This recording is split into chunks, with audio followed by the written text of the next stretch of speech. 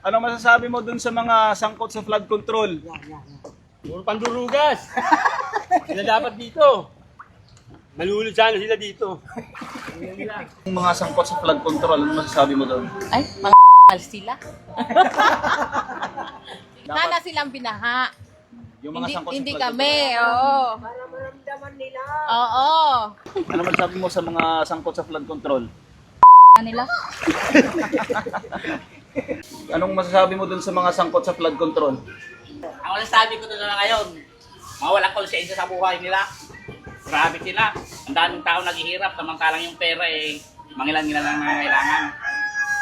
Dapat yun, ipamahagi na lang nila sa mga naghihirap, yung mga naghihinako sa buhay. Para, ang buhay natin, eksilang Dapat ipamahagi nila ng ayos. Para lahat masaya. Diba? Pero hanggang ngayon, walang napapanagot doon sa mga Wala napapanakot. Nagnakaw ng mahigit 92 million. Tapos magkapiyansa ng 1 million. Ano yun? Parang tanga naman, di ba? Malaki pa rin. Malaki pa rin yung kita, may tubo pa. Malaki pa rin. Talaga. Malaki pa rin ninakaw. Malaki, grabe. Walang kalahati, walang wampot. Walang mga konsensya mga tao lang sa gobyerno natin. Kahit naman palitan siguro, ganun pa rin. Maulit-ulit pa lang ano po masasabi nyo sa mga may sangkot sa flood control?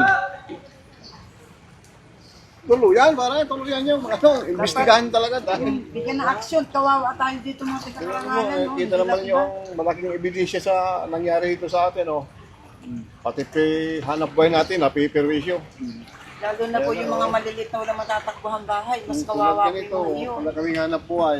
Walang hanap po, isang linggo na po sarado ang tindahan. Dahil sa baha. Dahil sa baha. Takot lumabas ang mga tao kasi mataas ang tubig. So, bahay lang kami yun. Oh, yung mga politiko na sangkot sa flood control. Sabi mo yan sa loob mo, te. Palpak sila, ganun.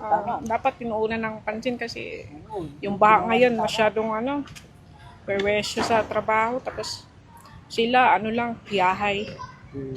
Ganun lang. Ordinary tao. Message nyo sa mga sangkot sa flood control tayo, kung meron, kung mabigyan kayo ng pagkakataon na makaharap sila, anong mensahe mo sa kanila? Sana hindi nila ibulsa yung yung mga budget sa flood control at sana mapabigyan ng pansin tong kalagayan ngayon na laging baha kasi kawawa naman yung mga mamamayan. Sana po maawa kayo sa amin.